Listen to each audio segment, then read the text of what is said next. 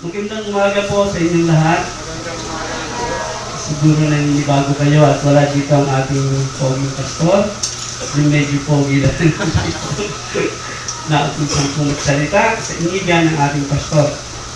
Kaya ang ating pong tatalakayin ngayon ay napapanahon po. Why don't we grow? O diba? Bakit hindi tayo lumalago? Ang ating pong mga talata ay matatagpuan natin sa Joshua 17:12 to 18. Tingnan po natin, babasahin po natin. Ano po? Ngunit hindi na paalis lahat ng mga taga-Manases ang mga naninirahan sa mga nasabing lungsod. Kaya't nanatili roon ang mga Kananeyo.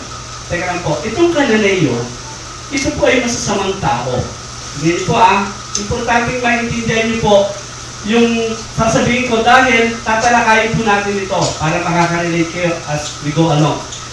Ito pong Kananeyo ay sumasamba sa mga Diyos-Diyosan. Sila po ay mga kaaway ni Yahweh. Okay? Verse 13, subalit nang maging mas makapangyarihan ng mga Israelita, hindi na nila lubusang pinaalis ang mga Kananeyo. Ngunit sa pilitan nilang pinagtrabaho ang mga ito bilang alipin. Lumapit kay Josue ang mga Libino at kanilang sinabi, bakit di isang bahagi ang ibinigay mo sa amin? Gayong napakarami namin sapagkat pinagpala kami ni Yahweh. Sumagot si Josue, kung hindi sapat sa inyo ang kaburulan ng Ephraim, pasukin ninyo at linisan ang mga kagubatan sa lupain ng mga Pereseyo at mga Repaitan. Tumutol pa ang mga lipin ni Jose. Hindi pa rin sapat sa amin ang kabuulan. Hindi naman namin kaya ang mga Kananeyo sa kapatagan sapagkat sila'y may mga karwahing bakal. Gayon din ang mga Kananeyo sa Bet-Sean, sa mga nayon sa paligid at sa kapatagan ng Jezreel. Sumagot muli si Josue, kayo'y napakarami at makapangyarihan. Hindi lamang iisa ang magiging kapatid ninyo. Mapapasa inyo ang kaburulan kahit nakagubatan pa ngayon. Lilinisan ninyo at titirhan ang kabuuan niyon.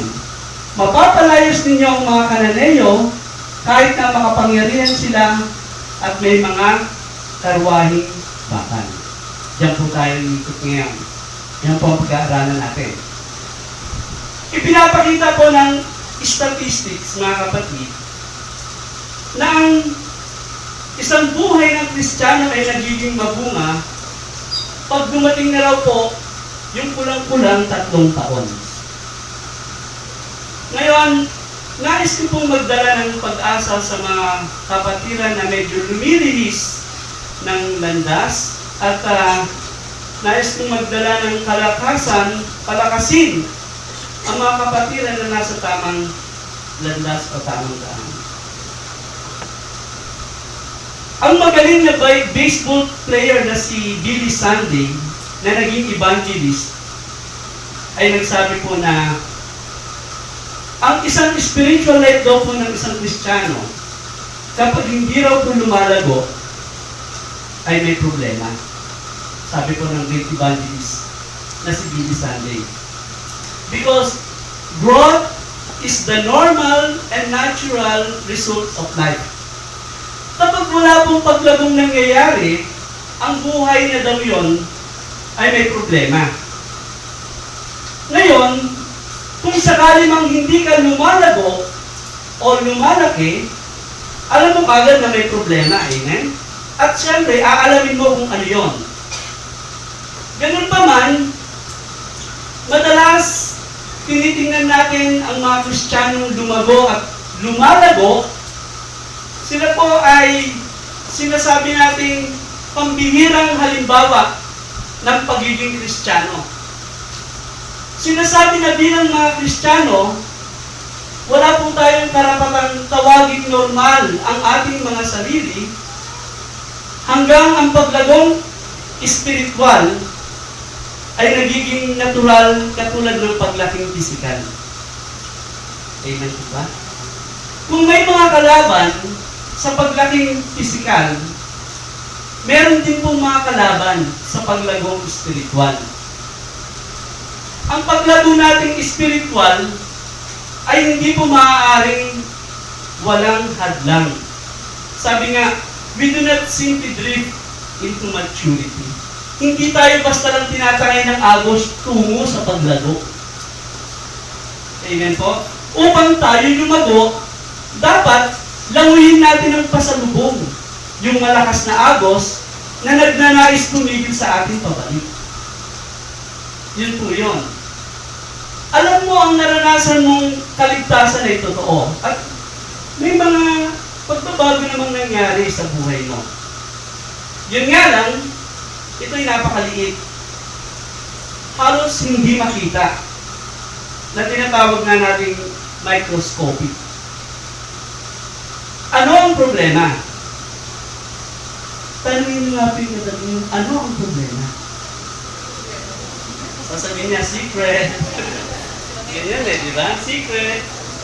Yung mga talata po mula sa ating mga binasa, sa Joshua 17 verses 12 to 18, magbibigay po ito ng ilang pagliliwanag kung bakit hindi tayo lumalago. Kaya makinig po tayo. Una, we will fail to grow when we exercise partial conquest. Ibig sabihin, hindi na po tayo lalago kung ginagawa natin ay bahaging paglupig o bahaging pagpapasuko. Hindi natin sila totally pinapasuko. Hindi natin sila totally nilulupig. Yun po yung partial conquest na sinasabi. Tignan niyo po, sabi sa Joshua 17, 12 to 13, tignan po natin. Ngunit hindi na paalis lahat ng mga taga-Manases ang mga naninirahan sa mga nasabing lungsod. Kaya nanatili roon ang mga Kananeyo, itong masasamang to, mga kalaban ng Diyos. Subalit nang maging mas makapangyarihan ang mga Israelita, hindi na nila lubusang pinaalis ang mga Kananeyo. Ngunit sa pilitan nilang pinagtrabaho ang mga ito bilang alipin. Ganyan po. Tingnan natin, bagamat nasakop ng Israel ang lupain, marami pa rin Kananeyo, mga kalaban, ang naninirahan doon. Tignan po natin sa Joshua 16:10 para matrace natin yung root. Hindi na nila pinaalis ang mga Kananeyong nakatira sa Gezer, kaya may mga Kananeyong naninirahan sa Ephraim hanggang ngayon. Subalit, sa pilitang pinagtrabaho ang mga ito bilang mga alipin. Tingnan po natin sa Judges chapter 1 verse 31 and 33. Hindi rin pinaalis ng lipi ni Asher ang mga taga-lungsod ng Ako, Sidon, Alag, Aksib, Helba, Apek at Rehob. Hirap. Hindi rin pinaalis ng lipi ni Nephtali ang mga taga-Bet-Semes at Bet-Anat. Sila isang-samang naninirahan doon. Ngunit inalipin nila ang mga taga-roon. Nakita niyo po? Hindi nila totally sinugpo yung mga nandun. Alam niyo po mga kapatid, bago pumasok ang Israel sa lupain ito ng mga Kananeyo, maliwanag po na sinabi sa kanila ng Diyos na ang lahat ng mga naninirahan doon ay dapat lubusang paalisin. Nakita niyo po? Sabi ng Diyos, walang isa mang Kananeyo ang dapat matira sa kanila. You see? It was a clear instruction from the Lord that they were to be driven out completely. Yan po ang maliwanag na sinabi ng Diyos sa kanila. Kaya, makikita natin, parang may pananadya, paulit-ulit, makikita natin doon na hindi nila pinalayas ang lahat ng mga Kananeyo. Itong mga kalaban ng Diyos. Hindi nila lahat pinalayas. Ngayon, yung lupain pong ito, napuno na, crowded na. Kasi magkahalong lipi na yun nandun nakatira. Lipi ng mga Kananeyo at lipi ng mga Israelita. So, hindi tayo magtataka kung magko-complain sila ng masikip na kalagayan. Ito yun po. Ito po yan. Bibigyan ko ng illustration na po. Kunyari, nagkasalubong tayo sa daan. At tinanong mo ko, kumusta na ako? Sabi ko, hindi mabuti. Nasisikipan kami. Dalawa lang kami mag-asawa, kailangan namin ng mas malaking bahay. dahil nasisikipan kami. Ang sabi mo, matutulungan ko kayo dyan. May ibinibentang bahay doon na may 12 kwarto at talagang napakamura.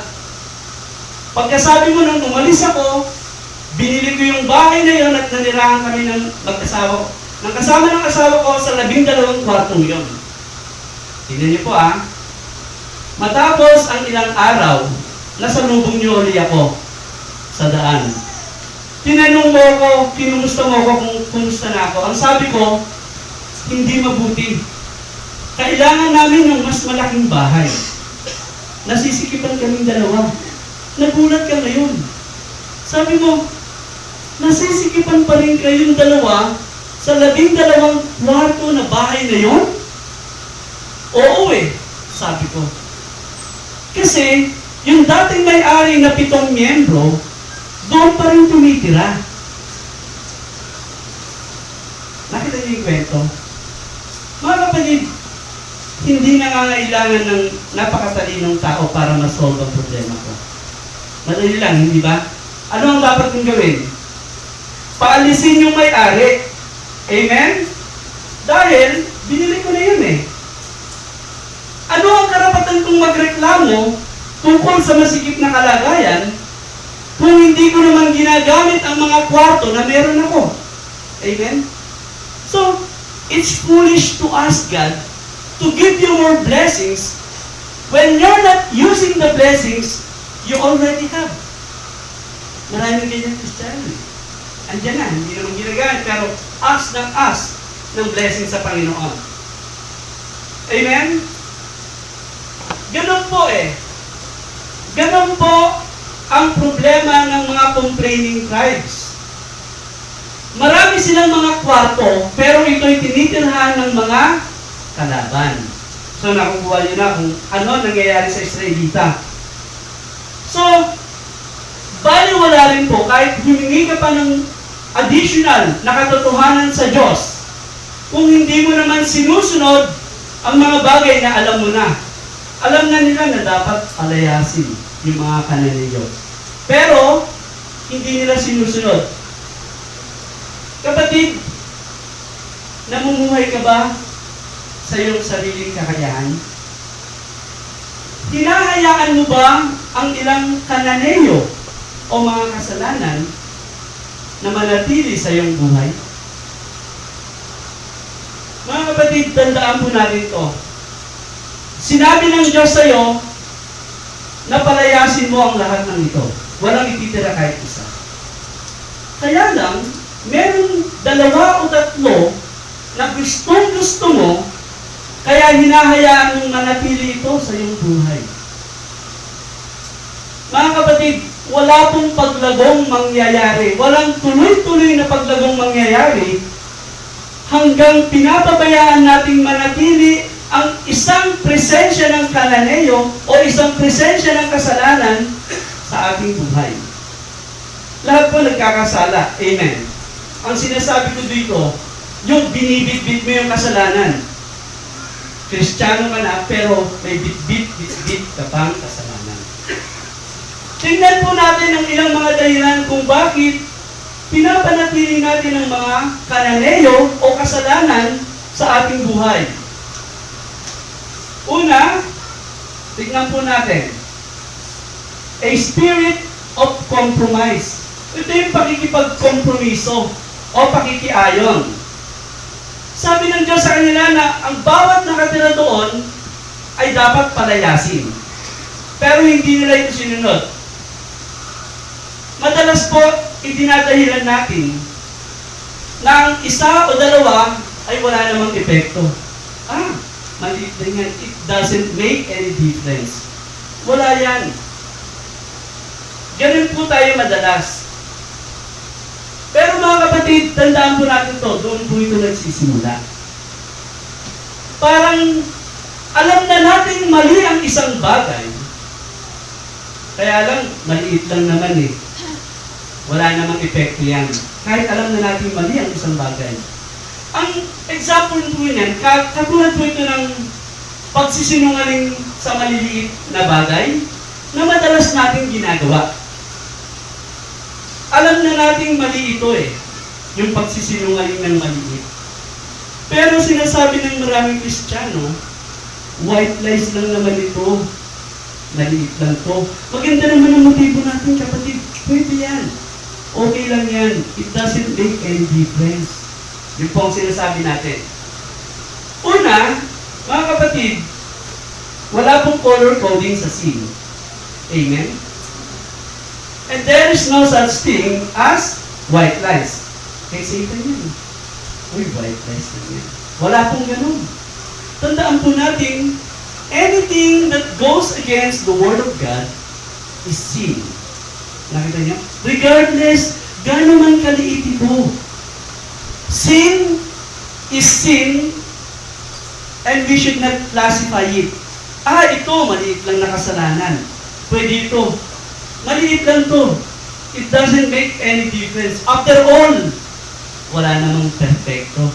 Yung ibang Kristiyano dyan eh, mas malalaki pa yung ginagawang kasalanan, di ba?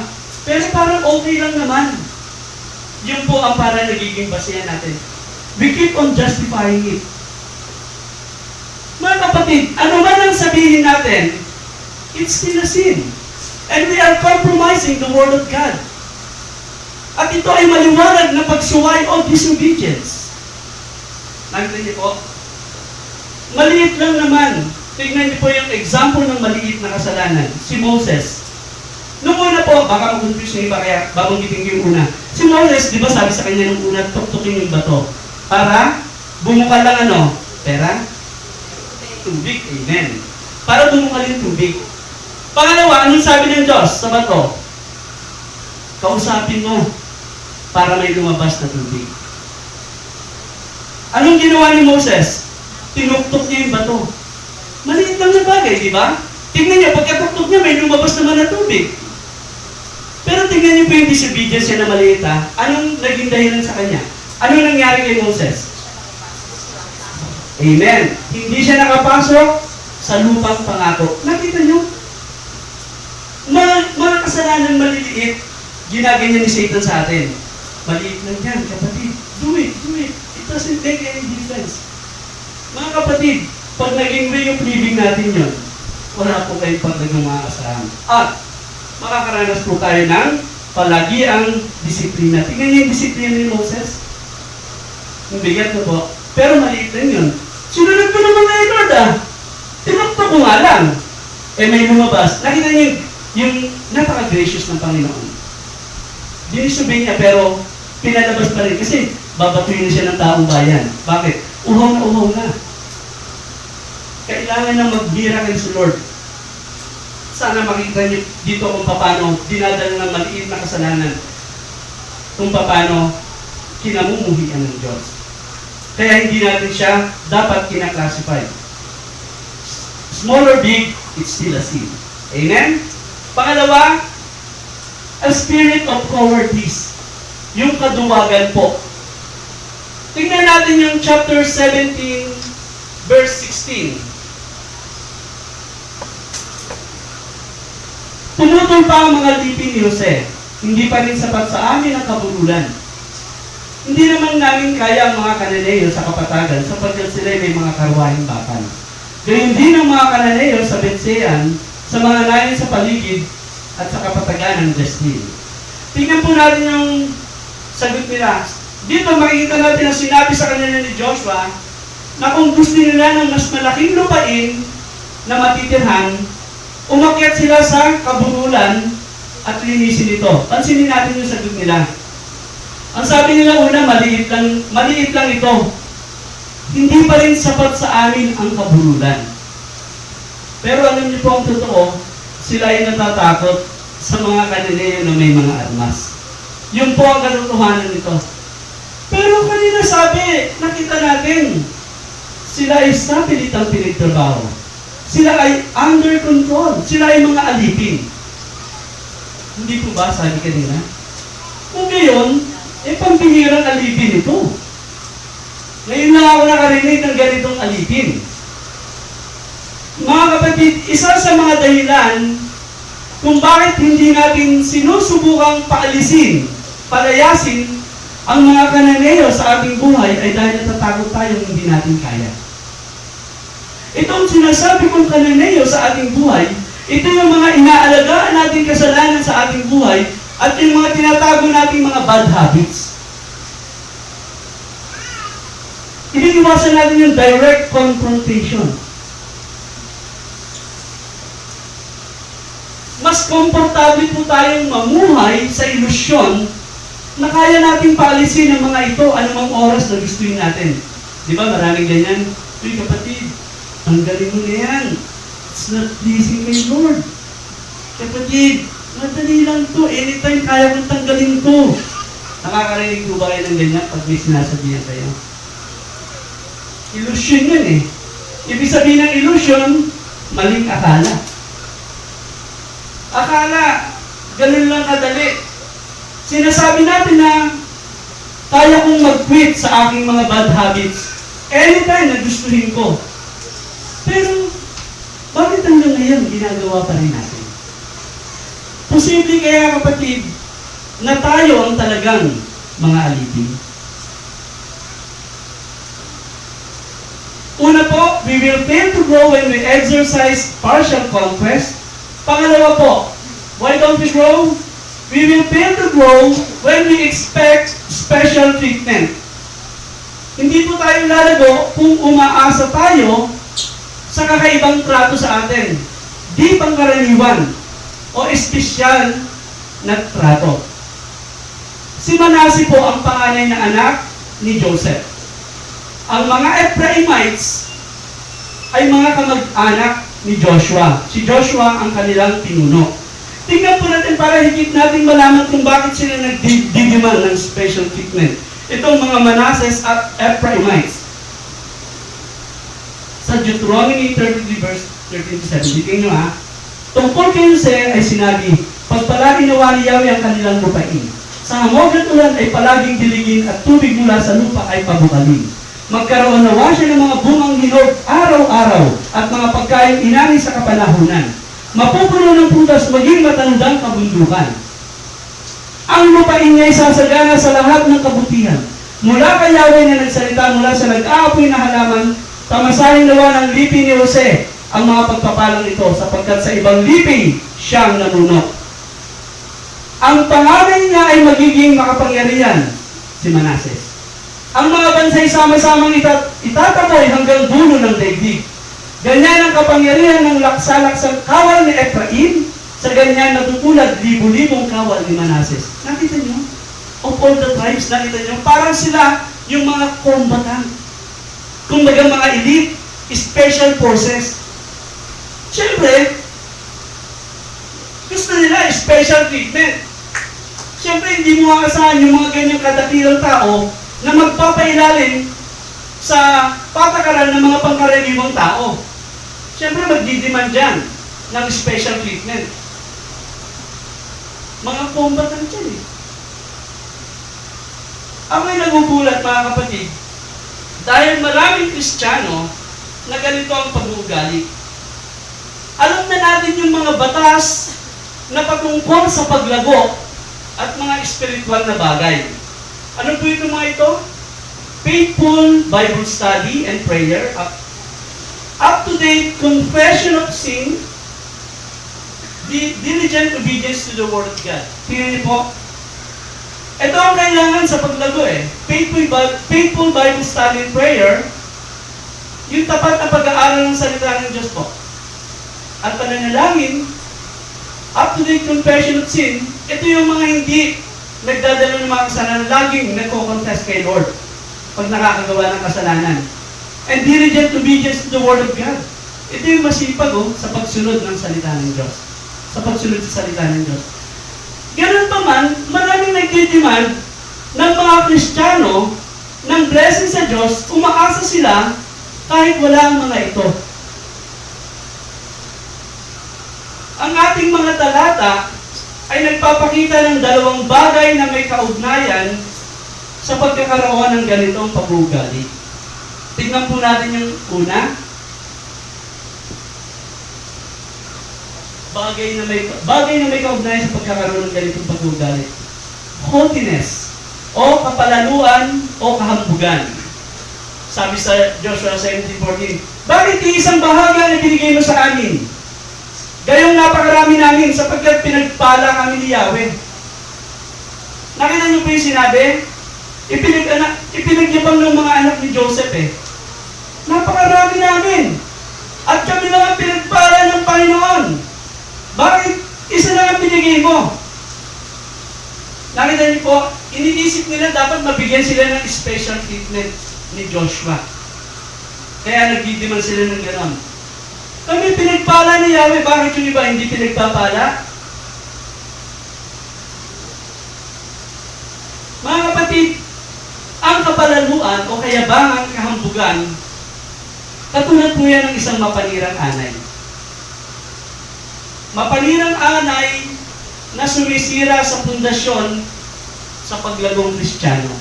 Tandaan niyo po, hindi kayo lalago agad hindi natatanggal yung anay na yan. Kaya po nitong atakihin ng isang iglesia o isang church, o kaya nitong atakihin maging ang isang tao na may parehong nakasisirang epekto. Makita po, tandaan niyo po ito, ang ginagalang na posisyon sa iglesia, mga talentong pinupuri, mga nakaraang pagpapala, mga matataas na karangalan, anuman sa mga ito ay pwedeng maging dahilan ng ating pagiging mapagmataas o mayabang. Tignan niyo po sila. Napakarami namin Pinagpala kami ni Yahweh. Buti hindi sa sinig ni Josh. Bakit? Kayo lang? Parang ano yan yung isang kwento, yung matagal na kwento na sa Indonesia. Yung tungkol sa isang turtle, sa isang pagong na lumilipad. Sino po nakakalam nun? Matagal na po itong kwento sa Indonesia. Nakakalipad ang turtle na ito, itong pagong na ito, humahawak siya sa stick gamit ang kanyang bibig na dinadala naman ng mga gansa. Nililipad siya ng gansa. Nang marinig ng pagong na ito, yung mga nanonood sa baba na nagsabing, wow! Ang gagaling, ang tatalino naman ng mga gansang ito. Biro mo, galing Masyado pong nasaktan yung pride ng pagong. Kaya sumigaw yung pagong. Sabi niya, ako ang nakaisip nito! Siyempre, bumagsak siya. Mga kapatid, ang kapalaluan o pride niya ang naging dahilan ng kanyang pagbagsak. Sabi sa Bible, sa Proverbs 16:18, ang kapalalo ay humahantong sa pagkawasak, at ang mapagmataas na isipan ay ibabagsak. Pride goes before destruction, and a haughty spirit before a fall. Tignan niyo po Kaya maliban na tayo ay magpakumbaba, sigurado pong ibabagsak tayo ng Diyos. Nakita niyo po? Mga kapatid, ang pride na ito, katulad po ito ng underarm o putok. Sino po may putok dito? Say amen. Nakita niyo, walang kumain, di ba? Ang putok po, alam na ng lahat ng tao na may putok ka. Pero ikaw sa sarili mo, hindi mo alam. Sinong may umamin na may putok dito? Kita niyo, tinanong ko, walang umamin. Ganun po yung putok, ganun po yung pride. Meron ka na nun, pero hindi mo alam. At tayo mga Kristiyano, dapat nakukorek tayo, matuto tayo makinig. Kapatid, masyadong mataas yung pride mo. Pagbigyan mo na siya, Papa, hindi pride yun, justify mo. Bakit? Hindi ka matutong makinig. Yung hindi mo lang matuto kang hindi ka lang makinig, that's pride already. Yung hindi ka nakikinig, pride yan. Nakita nyo? Napaka-delikadong gamit ko ni Satan. At napakaraming bumabagsak dito. Ito yung pag pinakawalan, sasabihin ni Satan, papakawalan ko muna itong palasa kong to. Aba, hindi na kumuha, matatag. Ilabas na yung mga Scud missile. Ayan na. Pride. Yan yung mga tinatawag nating spiritual landmines. Once na natapakan ng Kristiyano, boom, kunana. Sino kayo Ilocano dito? Di ba? Ganun po ang pride. So, alam na ng mga tao na meron ka nito, pero ikaw sa sarili mo, hindi mo alam. Amen? At ang pangalawa po, B, laziness. Katamaran. Mga kapatid, meron pong isang lalaki na nagpunta sa kanyang doktor. Ang sabi niya po sa doktor niya, Dok, hindi ko na po magawa lahat ng mga bagay sa bahay na dati kong ginagawa. Ano po kayang sakit ko? Okay, sige, checkin kita. Check ng doktor. Matapos pong suriin ng doktor, yung lalaki, sabi ng lalaki, Dok, I can accept it. Tell me in plain English, what is wrong with me? Sabi ng doktor. Well, in plain English, you're just lazy. Okay, sabi ng lalaki. Now, give me the medical term so I can tell my wife. Mga kapatid, sinabi na ng doktor na wala siyang sakit. Tamad siya. Pero tingnan nyo, i-justify niya pa rin yung katamaran niya sa wife niya. Now, Doc, give me the medical term so I can tell my wife. Alam mo, sabi ng doktor kasi, alam niyo po ba ang medical term? Sa katamaran? Batugansis. Diba? Yan na sinasabi ko sa inyo, mga kapatid. So, ganun na nangyayari. Tingnan po natin sa Joshua 17:15. Sumagot si Josue, kung hindi sapat sa inyo ang kaburulan ng Ephraim, pasukin ninyo at linisan ng mga kagubatan sa lupain ng mga Perizeyo at mga Refaita.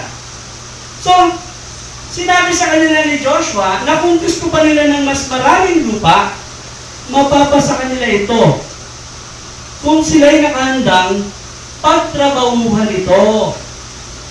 At ang mga nakapaloob dito ng kasunduan ay putulin ang mga puno at palayasin ang mga Kananeo. Pero yun po yung talagang ayaw nilang gawin. Ayaw nilang gumawa at makipaglaban para dito. Ang gusto lang nila ay humingi. Uy, nakaka-relate. Madalas tayo ganun din, mga kapatid. Pero alam niyo po ba na ayaw ng Panginoon na tayo'y maging tabal? Ayaw na ayaw ng... Tingnan niyo po yung sinabi niya Apostol Pablo. Tingnan niyo po itong principle na to. Nang kami ay kasama pa ninyo, ito ang itinuro namin sa inyo. Huwag ninyong pakainin ang sino mang ayaw magtrabaho. Baka pag kumigay, hindi pakainin sa inyo. Don't misquote me. Mga kapatid, nung sinabi yan, ganito po yan. Sinabi yan ni Pablo doon kasi maraming able-bodied Christian noon. Kayang-kaya namang magtrabaho. Ayaw magtrabaho. Sa panahon natin, kayang-kayang mag-apply. Bata pa naman. May pera namang pamasahe. May pera namang pang-apply. Pero ayaw pa rin mag-apply. Anong sabi ng Bible principle? Huwag yung pakainin ang ayaw magtrabaho. Pero huwag yung dapat maganda interpretation niyan, ha? Baka mamaya meron sa bahay niya na hindi nagtatrabaho, huwag nyo nang pakainin. Mananagot kayo sa Panginoon. Siyempre, yung mga iba nahihirapan mag-apply, nahihirapan makakuha ng trabaho, yung mga yun, mga exempted yun. Pero nakikita niyo yung effort nila, nagtatrabaho. Pero makikita natin dito, ang biblical principle na hindi tayo dapat maging Amen. Wala pong tamad sa Kristiyano eh. Hindi po dapat ganon ang mga Kristiyano. Kaya, maging po tayo, maging masipag po tayo, ayaw po ng Panginoon ng ganon. Tandaan po natin, alam kong marami sa atin ngayon, nais lumagong spiritual. Say amen. Amen. Marami. Tayo'y dumaraing at nagnanais na maging mas spiritual. Pero, mga kapatid, hindi ito basta nakukuha ng pagnanais lang. Baliwala po, magsimamo man tayo lagi sa Diyos ng paglago ng gusto kung hindi naman tayo nakahandang gumawa para dito. Wantaman, naghintay ng bunga. Tapos bumagsak sa kalang. Kaso kung di bumagsak, kung di tayo gagawa, hindi po ba? Wala pong shortcut sa paglago eh. Ang paglagong spiritual, katulad po ng paglaking physical, it takes time. Amen? Ganito po yan eh. Para maging high school ka, dumaan ka sa elementary. At para mag-college ka, dumaan ka sa high school. Ganun po yung paglago. Ay, gusto ko maging pastor. Bukas, sasabihin ko kay pastor, Pastor, pwede ba ako maging pastor? Hindi ganun eh. Sinasabi ko lang yan, mga kapatid. Dan, alam ko, ito yung gusto ng mga Kristiyano eh. Yung lumago sila. Pero dapat po, magsisimula kayo. Lalago ka ba yan? Wala ka naman dinabasa ng Bible. Naluluma na yung Bible, di ba? Pero, hindi naman nagagamit. Kaya, mga kapatid, ang paglago, it takes a lot of patience. Yung pagtsatsaga. Tandaan niyo po, pagtsatsaga, it takes a lot of discipline and determination. Gusto niyo lumago? Magtsaga kayo. Tandaan po natin, at yung pangatlo, mga kapatid, we will fail to grow when we evade priority commitments.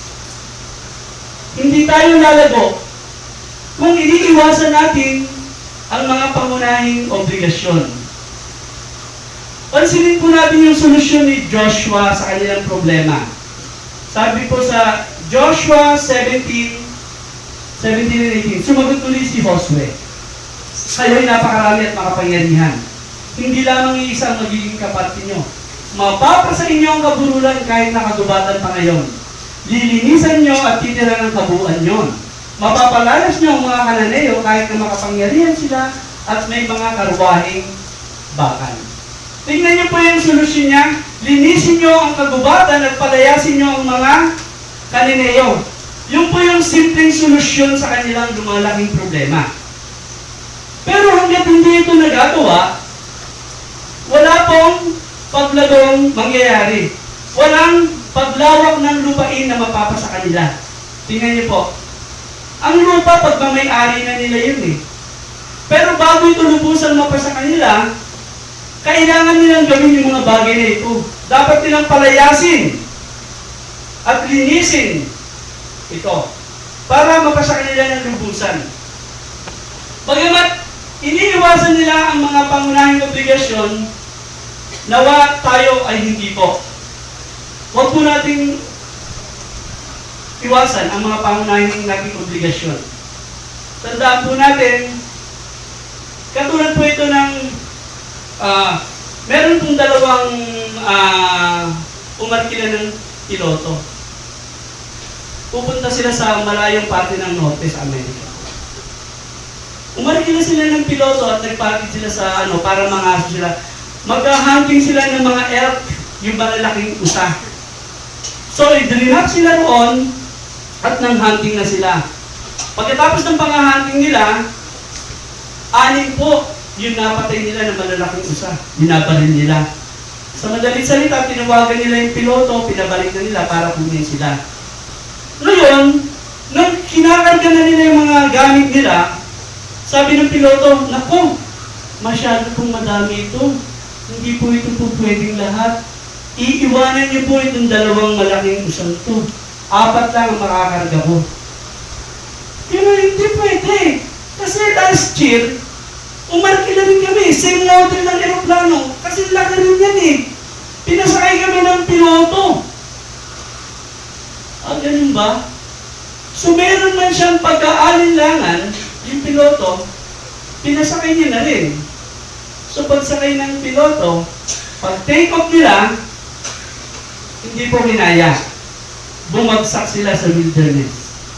Ngayon, nung lumalabas sa wreckage yung isang hunter, sabi niya sa isang hunter, alam mo ba kung nasaan tayo? Alam ko. Ito rin yung binagsakan natin last year. Mga kapatid, eto po yung sinasabi ko. Kung paulit-ulit mong ginagawa ang isang bagay, huwag kang mag-expect ng different result. Nakuha niyo po ba yung sinasabi ko? Na kung ikaw wala kang ginagawa sa buhay Kristiyano mo at nag-expect ka ng paglago, that's insanity, sabi nila. O, magandang term, may tama ka. Hindi ka palalago doon. Sabi nga, doing the same thing over and over again and expecting different result. It is called insanity. Huwag po tayong umasa kung lagi natin ginagawa ganyan. Tapos mag-i-expect tayo na lalago tayo. Wala pong paglagang mangyayari. Amen? Suriin natin ng mas maigi ang dalawang pinapagawa ni Joshua sa kanila. Tawagin natin itong mga pangunahing obligasyon para sa paglago o para sa pagunlad. Ang mga ito ay kailangan natin sa ating paglago tulad din sa kanila. Una, clear out, declutter. Ibig po sabihin, tanggalin ang mga kalat. Yung clutter po yung mga kalat. So, sabi sa verse 18, tingnan po natin.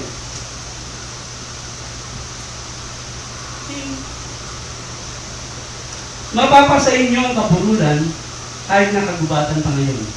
Dilinisan ninyo at titira ng kabuuan niyon.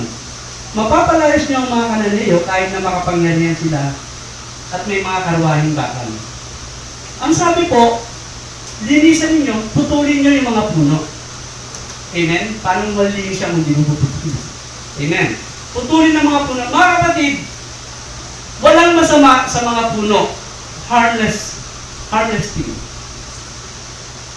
Maliban na lang, kung nais mong magtayo ng bahay, magtanim ng palay, o gumawa ng kalsada kung saan nakatayo ang mga puno. Dapat alisin ang mga puno para sa development. Amen? So, kailangan nila itong tanggalin. Kung ang mga puno ay nagkalat sa lupain, hindi mo pwedeng sabihin na wala ng lugar. Kinakailangan nilang tanggalin ang mga puno o mga harmless things sa kanilang buhay. Ginagawa ba natin ito, mga kapatid? Tinatanggal ba natin ang kalat sa ating buhay? Ang mga puno po ay sumisimbolo ng mga harmless things sa ating buhay. Pero may mga puno o harmless things sa ating buhay na kailangan putulin para tayo lumago. Para sa development, sa pagpunlad. Kailangan siyang putulin. Sigurado ako na kapag ang pinag-usapan natin ay ang pangangailangan sa pananalangin araw-araw at pagbabible study, sasabihin ng iba, aba, oo, maganda yan kapatid. That's good. Good idea. Kaya lang, masyado ako, sobrang busy ako eh. Wala akong oras sa isang araw para dyan. Yan po madalas sinasabi. Pero ang katotohanan po, pare-parehas lang naman tayo ng dami ng oras sa isang araw. 24 hours a day, 7 days a week. Kaya kung sasabihin, wala akong oras dyan sa isang araw. Sobrang busy ako. Kapatid, kung wala kang oras na gawin, ang mga bagay na nais ng Diyos na gawin mo, ibig sabihin lang ay, you are misusing some of your time. Hindi mo nagagamit ng tama ang ilan sa iyong mga oras. Tignan niyo po meron tayong accountability dyan. Wala kang nilalaan na oras para sa Diyos. Kailangan magkaroon ka ng oras sa Diyos, kapatid. Ibig sabihin nito, ang ilang mga puno sa buhay mo o ilang mga harmless things sa buhay mo ay kailangan putulin para sa iyong paglago. Marahil ang panunood natin ng TV ng gabing-gabi na o pagko-computer natin ng gabing-gabi na ay dapat tanggalin para makagising tayo ng mas maaga upang magkaroon tayo ng oras sa pananalangin at pagbabasa ng salita ng Diyos. Ito po lamang yung halimbawang gusto kong sabihin. At kung gusto niyo pang malaman lahat, gusto niyo pang malaman ang marami nito, ipapakita po ito ng Diyos sa atin. Do not harden your heart. Ipapakita po ito. Pag nakita ng Diyos yung willing niya sa puso niyo, ipapakita niya yung mga harmless things na tinatawag sa inyong buhay na kailangan putulin para sa inyong paglago. Parang wala lang, di ba? Kaya nga harmless eh. Nanonood lang naman ako, brother, ng TV. Ano ba naman nasa maron? Kung yan ang nagiging sagabal, kung kaya wala kang oras sa Panginoon, dahil dyan, carry ko. Tanggalin mo. Clear out the clutter. At ang pangalawa po, clean out the corruption. Ibig sabihin, linisin ang kasamaan. Sabi sa verse 18b, sa Joshua 17,